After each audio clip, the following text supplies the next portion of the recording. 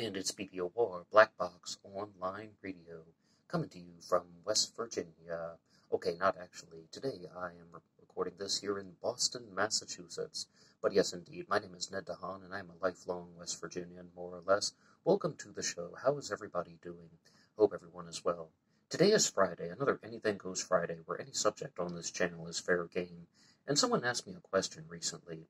Even though I mostly talk about true crime cases, especially ones that have some type of interconnection with the Zodiac Killer mystery, why not talk about some other types of subjects, or are you interested in talking about different types of subjects? And the answer to that is absolutely yes. And if you have any requests for future episodes of Black Box Online Radio, Anything Goes Friday, any subject is fair game, you can put your idea in the comment section down below, and as always, please like and subscribe. Today I wanted to talk about the military-industrial complex because there was a new documentary episode that was released by CGTN called Business of War. And this will be partly a direct response to that, but also I wanted to make it available to people who hadn't watched this documentary episode. CGTN is, of course, the China Global Television Network. So they took a very hard stance about trying to make the United States of America look bad, which I obviously didn't take a liking to. But instead of just going back and forth in a bunch of international trash talk, I thought, why not actually challenge some of the ideas involved with the military-industrial complex? I used to talk about this subject a lot here on Black Box Online Radio back in 2017, believe it or not, and since then, there have been over 1,000 episodes of Black Box Online Radio that have come out, and in addition to liking and subscribing, you can also go to the description box and find the BuyMeACoffee.com page, and anyone who makes a contribution to help support the show will get a shout-out on Zodiac Monday. Every Monday is Zodiac Monday here on BBOR. With the military-industrial complex, I would like to pay attention to three specific points. The first is for-profit war mongering. The second is political power, and the third is intellectualism, for lack of a better term. How people think, propaganda, controlling the general public's perception of the issues. Now, it's very difficult for us in the general public to even talk about the military-industrial complex and how wars could be created for profit because we're not actually involved with the meetings. We're almost always learning about it secondhand. Even if some whistleblower comes forward and says, hey, I was working with these politicians and this is what really happened, it's up to us to interpret their stories. Even if they have documentation, it's up to us to interpret the documents. Let's look at the first example, or the first point on the list, rather. For-profit warmongering. Because the documentary Business of War was mostly addressing that and talking about how war is very profitable. The defense companies and defense contractors benefit amazingly. Their stock prices go up during war times, and this is just a way in which introducing a war onto the global scene can benefit certain rich and privileged individuals, and most notably the corporations. Because it was Oliver Stone, the filmmaker of all people, who addressed this by saying, just what is the military-industrial complex? Well, they need a flow of money from the defense contractors to the coffers of Congress. And then it just goes back and forth. Like there's this interlocking relationship between Congress and the defense contractors. Why are the defense contractors so important? Well, this was discussed a lot by the CIA operative John Stockwell, who went public in the 1980s, although I believe he may have made his first public statement in the 1970s. And what Stockwell said was that it's really quite simple in terms of economics. The arms industry had grown to becoming the second most profitable industry in the entire world. So then the next logical step was to expand that type of for-profit warmongering to a greater base so it can become even more profitable. And even if there isn't a war going on or some type of major international conflict, you can have a peacetime buildup of military arms. And allegedly, the Reagan administration had the largest peacetime buildup in the history of mankind. Peacetime buildup of military spending that isn't going in different places. Okay, so that's for-profit warmongering. But I think a lot of people have this conception of the military-industrial complex heavily connected to political power. the second point on the list. There is a book out there called Confessions of an Economic Hitman by John Perkins, where he openly claims that he was an economic hitman, and talks about how the entire international scene, the entire set of international politics that we see on the evening news, is all orchestrated behind the scenes. Well, how on earth could that happen? Number one, they tried to control situations economically. He was an economic hitman, and manipulating a country's resources, buying and selling trades and exchanges. But if that doesn't work, they can send in these people called the jackals, individuals who can cause internal uprisings, internal calamities, and creating political situations where someone is going to be overthrown in some type of coup, and so on. And if that doesn't work, sending in the jackals is unsuccessful, then they can do something like the Iraq War, a full-on military invasion. And I think that even when just the average American is talking about the military-industrial complex, they're definitely incorporating those two elements, the political power element as well as for-profit warmongering, because I think at this point in life, we have the ability to put all of these pieces into daily conversations. But the third point on the list, intellectualism, the part about dealing with propaganda, the concept of if you control how everybody thinks, you control everything, I don't really hear that discussed very frequently in social circles at all. And I think it's because of a lot of us don't want to admit that people are lying to us. They don't want to admit that there are individuals out there who are not who they say they are. And the long story short is people don't want to admit that someone is not genuine or that someone is fraudulent.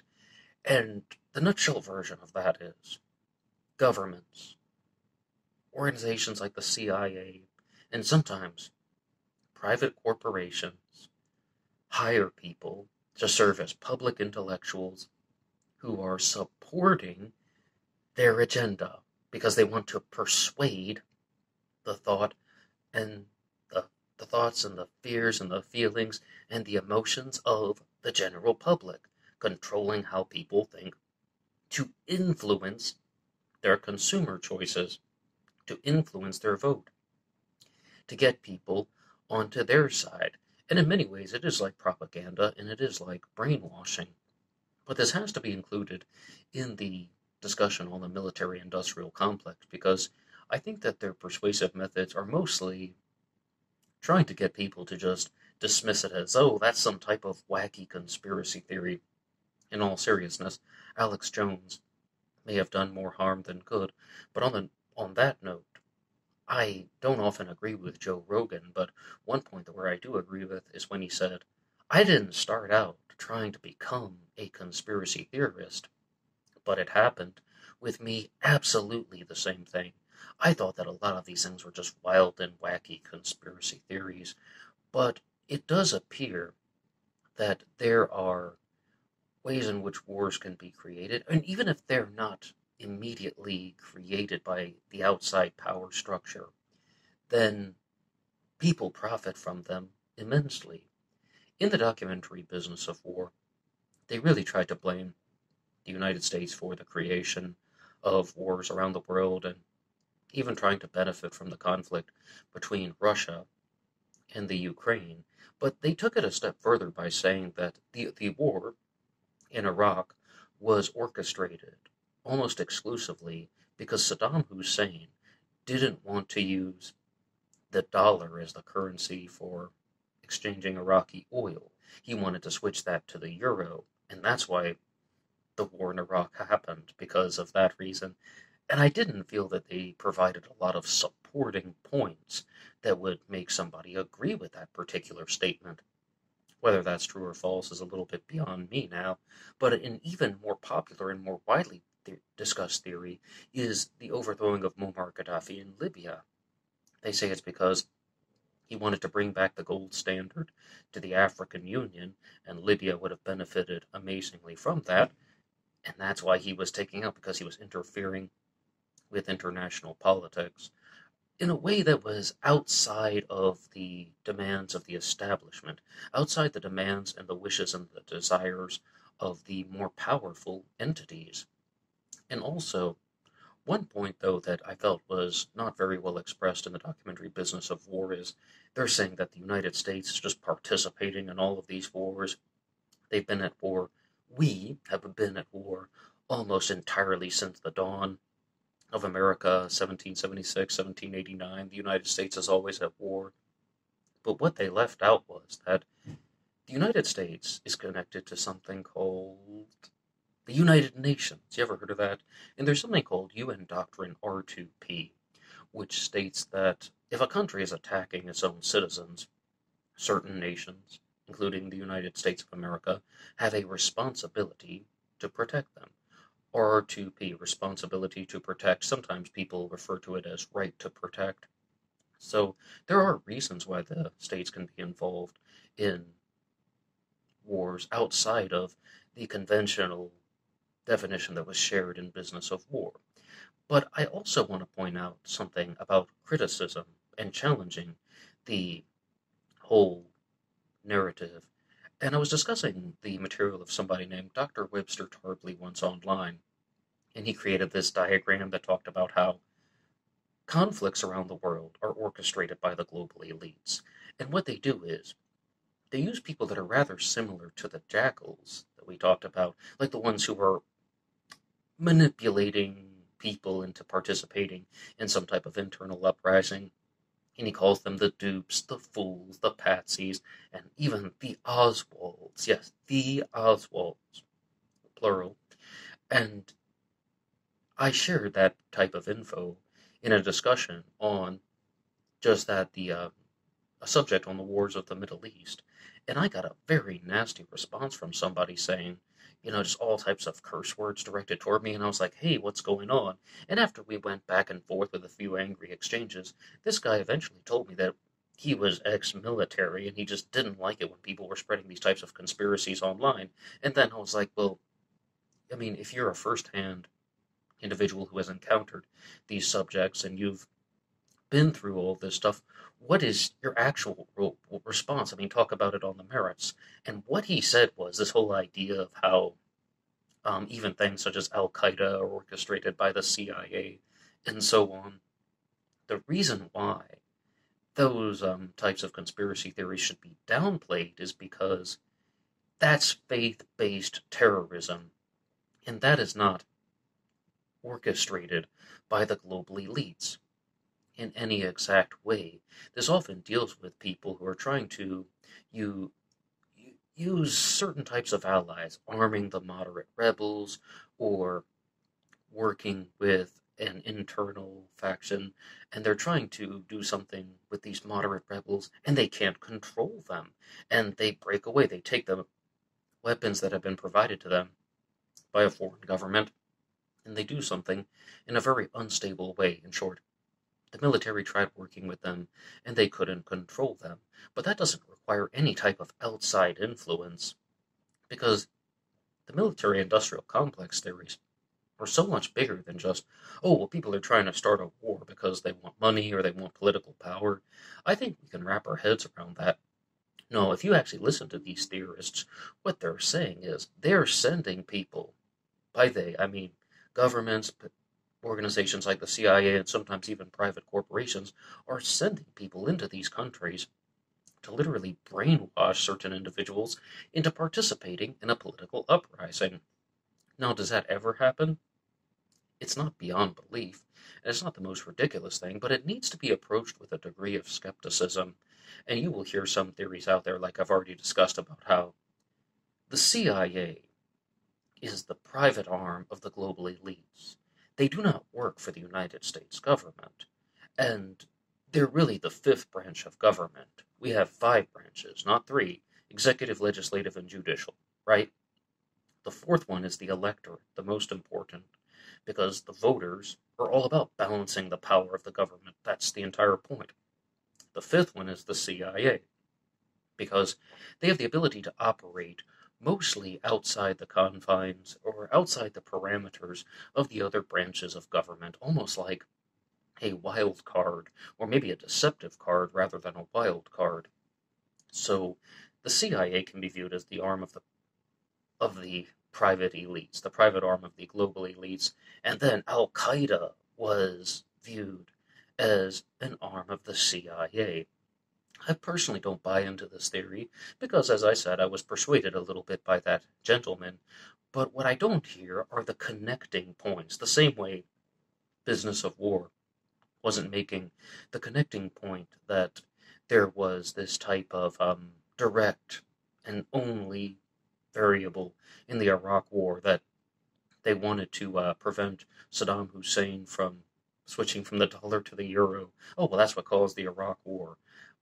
Well, firstly, I mean, how about providing some proof of your claim? And secondarily, how about providing some connecting factors? The same with the whole CIA is behind Al Qaeda. Now, other types of interactions, yes, I'm sure. And a lot of it is just guesswork on our part because this is going to sound a little bit weird, but if you ever watched the movie The Defender, directed by Dolph Lundgren, his directorial debut, while it is fictional, they're talking about how, okay, we need to create this perception that there's this type of political threat out there coming from some type of foreign emissary that almost nobody has actually seen. They don't really know a lot about this guy, but they need to create the illusion that he is still very dangerous because it holds the existing power structure intact. Now, that one I don't think is beyond belief because most people will admit very freely that politicians will do things for power. And this is mostly a true crime channel here on Black Box Online Radio, and I closely follow the Lord and Arts channel, and the host of that one, John Lorden, once said that he is always distrustful of politicians. Because a politician is saying that they want to make their sole ambition in life obtaining more power for themselves. So are people who go into war for their own benefit real? I would expect so, and that's an expectation. That's almost like an educated guess rather than something I can present to a sociology conference.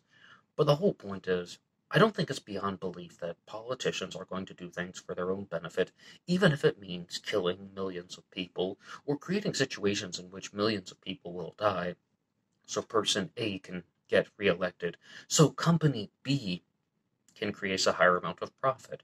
And if you were to focus that particular argument on, okay, the Iraq War was mostly about oil, I would listen to it with a little bit more open eyes than such a specific reason and not providing the supporting point. But even as somebody who grew up during the starting and beginnings of the Iraq War, there were so many different points that were shared in the media. And they're just like, this is the United States' responsibility to bring Saddam Hussein out of power because it's the only chance to bring peace to that particular region. And again, I don't buy into that particular type of thinking either. But it was a widely discussed thing at the time. So, number one, politicians are some evil people, most of them. Number two, people will do ridiculous things to obtain power and profit.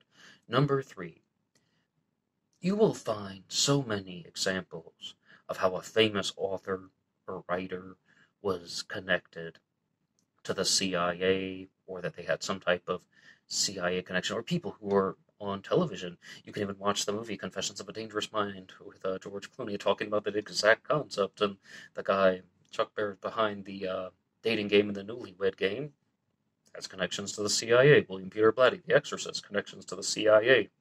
Ken Kesey, the guy from One Flew Over a Cuckoo's Nest, or the author of it, connections to the CIA. Tom Breeden, the host of Crossfire in the 1980s, connections to the CIA.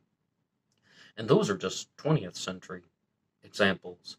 I mean, this is something that has been going on for centuries about how intellectuals have been supported by existing power structures to manipulate the thoughts and perceptions of people. And they can be hired by governments. They can be hired by entities who are working for said government.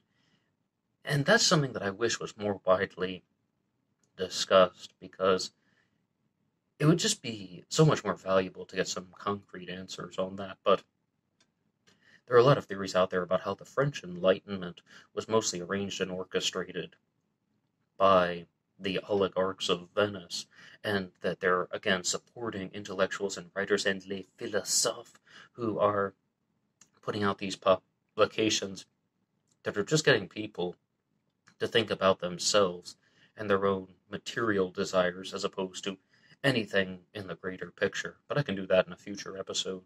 But what do you think about any of the claims on the military-industrial complex?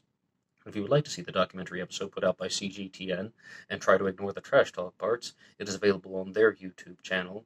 And if there's another future topic that you would like covered for Black Box Online Radio, mostly true crime, but as you see, any subject is fair game, please put your idea in the comments section down below. Anybody can write the show at BlackBoxOnlineRadio@AOL.com. You can also get me on Facebook. My personal Facebook is in the description box, and there is always BlackBoxNed88 on Instagram. I will see you over there for the bonus podcast. Until next time.